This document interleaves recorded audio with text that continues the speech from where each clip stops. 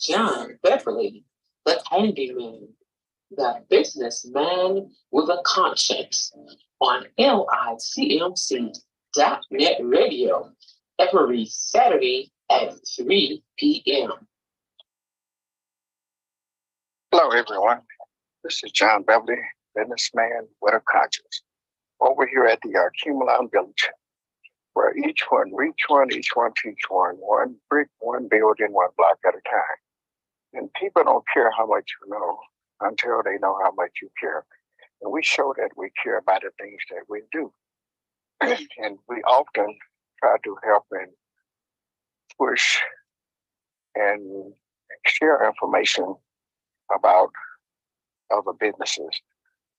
We don't focus on just ourselves. We focus on, like I say, each one teach one.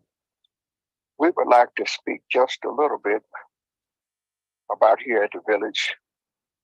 And, we have the Village Pizza, which is under the directions of Brittany, which is our pizza partner here at the Cumulon Village. And she does that every Sunday. And the first Saturday, we really have a big thing. She is also adding more to her menu. So like I said, I want to make mention every chance I get about the different Black businesses over here at the Cumulon Village, the things that's going on. And you can get more information by dialing the number 313-921-1616 and ask for more information concerning the pizza as well. And I also have a friend of mine that's in the baking business. And our business is Sweet Legacy. And she makes homemade cakes, pies, tea cakes, sweet potato pies, you just about name it. And they are very good. I would like to call them, they are gourmet baked goods. And it's Sweet Legacies. And you can contact Shirley Myers at 313-401-7976 and place your order. Be sure to let her know that you got this information from John Beverly, the businessman with a conscience, and you heard it from us. But most important, often talks about making decisions, and based upon decisions that we make brings about consequences.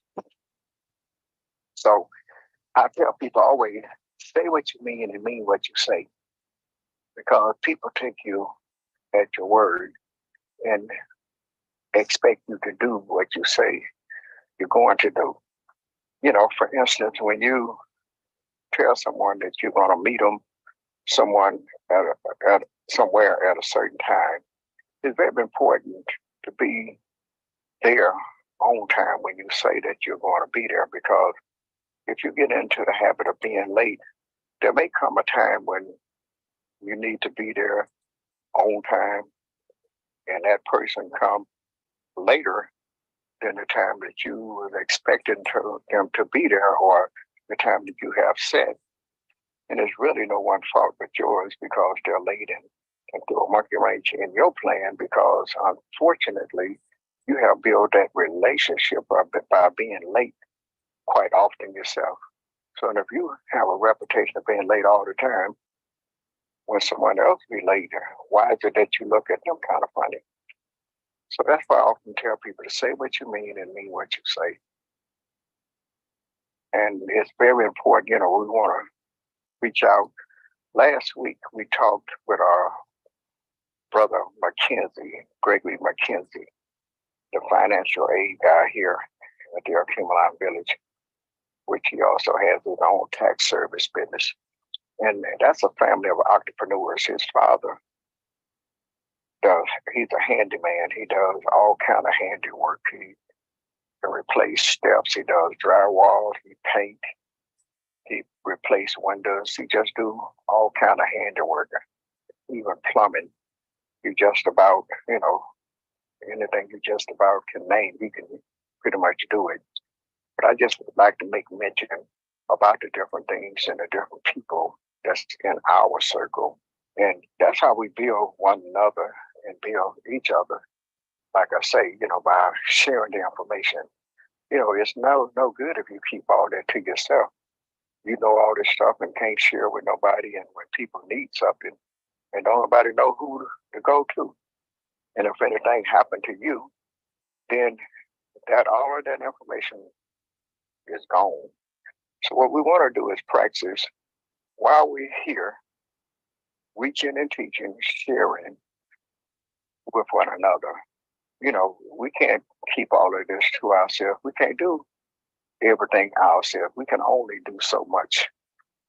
I tell different people, my father would always say that when you sharecroppers, we always look for something right away. But he's, would use for an example, he said a stalk of corn or beans or whatever. He said, we have to wait on it to grow and, do what it has to do. So we just have to wait on the process of whatever it is.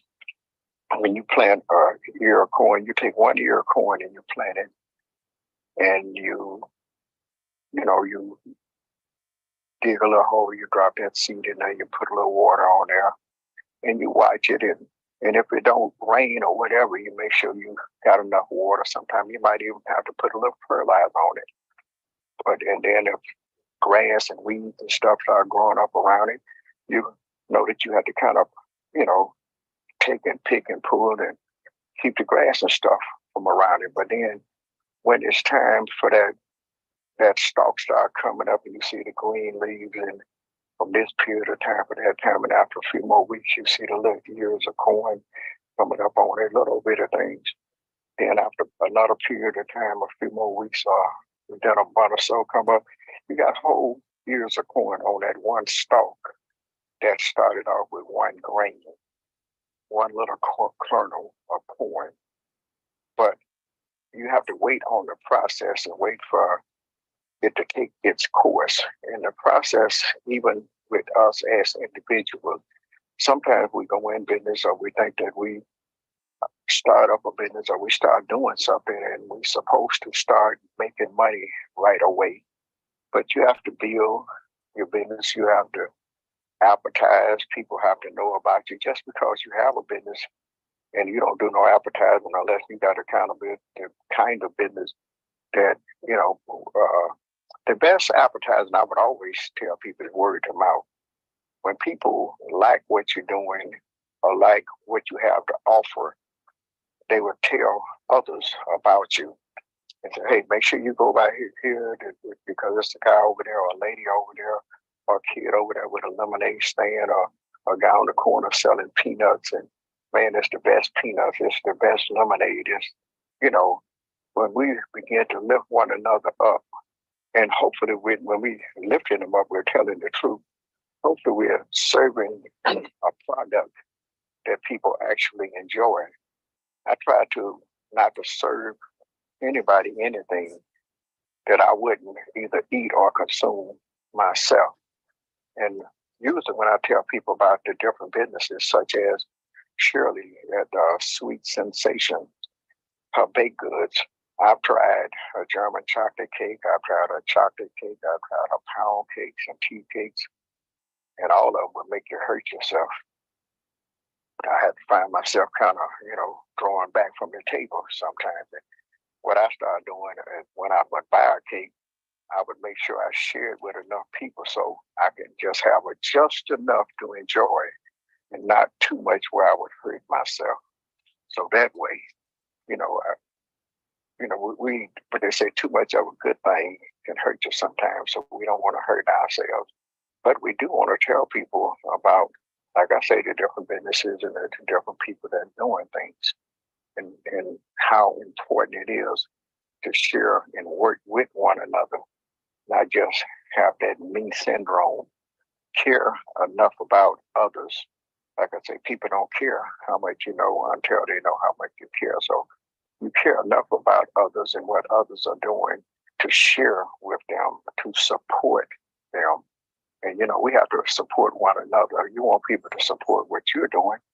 So why is it that you want people to support you and you won't support others? So you have to kind of, get up off your high horse and humble yourself and begin to reach. Sometimes I tell people I don't mind going out the way. They say, well, I don't want you to go out the way. Sometimes you have to go out the way. Sometimes they say, I don't want to get in the way. Sometimes you have to get in the way, and I was telling my son just the other day, he and I was talking about some different things, and I was telling him about that syndrome, I call it, good to me, but not good for me. We have to make it a habit of doing things that's good for us, not because it's good to us. Everything, cake, we like cake and we like ice cream and candy and all of that different stuff, but too much of it can hurt us. We can have sugar, it can cause high blood pressure and different stuff. But if we eat it in moderation and don't overdo it, so we begin to do what's good for us, not what's good to us. So if you're going to eat those certain different things, you eat enough of it so it'll be good to you, good for you, and it won't be a situation where it's good to me, but not good for me. So, just little simple things, saying what you mean. Think about the things you're doing. Sometimes we're so fast to make decisions, and before you know it, you can cause a shipwreck. A guy was, you be in such, we are, today, everyone is in a big hurry. It's such a hurry to really get nowhere. A guy was, I was turning at an intersection, and I was waiting on the traffic to clear. The light had changed, but the traffic was still coming. So I, about to jumped out there because the light was okay, my turn to turn. But do you turn because you're supposed to, and traffic is coming and cause a wreck? And a guy jumped out behind me to go around. I guess he, didn't have the patience. Patience is a virtue. You have to have patience for everything and anything. And he almost caused an accident. And then after I turned and he turned and he eased up on side me, and then he took off. And I'm looking at him, I'm like, let me just slow down and let this guy go head on. And I got to the light and he was there. And the light changed and he took off again. So he was in such a hurry. And then when I got to the next light, he was there. And I looked at it and I wondered, did he even think about it? All of that, ripping and running and stepping on the gas and running rubber and speeding off and trying to hurry up to get to wherever he was trying to get to. And here, little old me, each time we stop at a light, I pulled up right on side of it. Sometimes, I don't know how it made him feel, but I know if it had been me, I'd have been like, let me just calm down. Sometimes, like I say, you have to think about the things that you do with such of a hurry, and then we talk about patience. We talk about patience as a virtue. We have to have patience with one another. Husband, wives, you have to have patience with your children, your family members, your husband, your wife. Patience. Sometimes take just a little time to listen to hear what one another have to say. Don't be in such an area to want to get your point across and don't want to hear what someone else got to say. But I often, when I can't reach a conclusion or meet a conclusion or I can't come to a conclusion with certain people, sometimes I tell them, you know what, just pray about it. And I'm going to pray that I see it your way, and I'm going to pray that you see it my way. And hopefully, once we see it the way each other see it, we can perhaps deal with it a little bit better. So like I say, we have to be considerate and think about one another. Practice loving one another, loving your family. And I know sometimes it's not easy to love everybody. Sometimes it's just hard to love certain people. But you have to learn how to love one another. You have to learn how to treat one another with respect and treat people the way you want to be treated. consider them as well as yourself. You know, would I want someone to treat me this way? Treat people the way you want to be treated. And if they treat you the way they want to be treated, because don't nobody really want to be hurt. So I don't think everybody be walking around just hurting people just to be hurting them because that's the way they want to be treated. I often tell people, treat me the way you want to be treated. You know, because sometimes in businesses and doing business, sometimes when you're working with people, everybody think you always have to be scheming.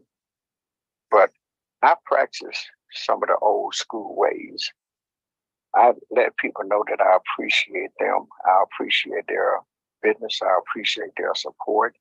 And I don't have a problem with letting them know that I know that they're spending their money and they can take their money and spend it anywhere they want to spend it.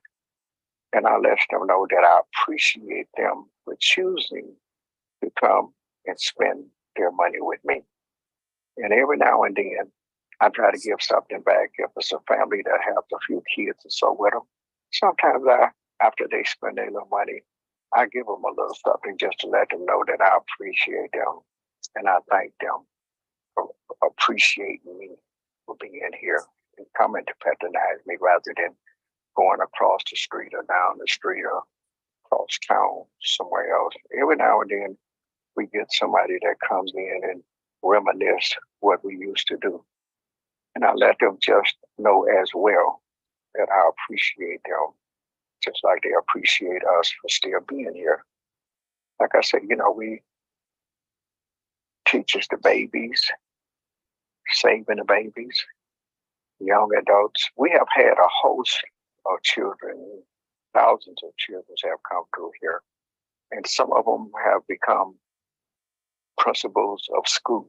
Some of them have become teachers in schools. Some of them have even become polices. I don't know about doctors and lawyers, but I do know some of them have, elevated and went on to do better and greater things. And every now and then they come back and let us know what they're doing. And it makes you feel so good. It makes you proud to know that you had something to do with someone accomplishing something in life rather than just life itself. Hopefully you could be one that could help make a difference, be able to reach people, to motivate, to stimulate them to do something, and let your kids know and any and everybody know that they are somebody and that they can be anything that they want to be. All they have to do is put forth that effort. Once again, this is John Bentley, the businessman with a conscience, over here at the Cumuli Village, where each one reach one, each one teach one brick, one building, one block at a time. People don't care how much you know until they know how much you care. Thank you and have a great day.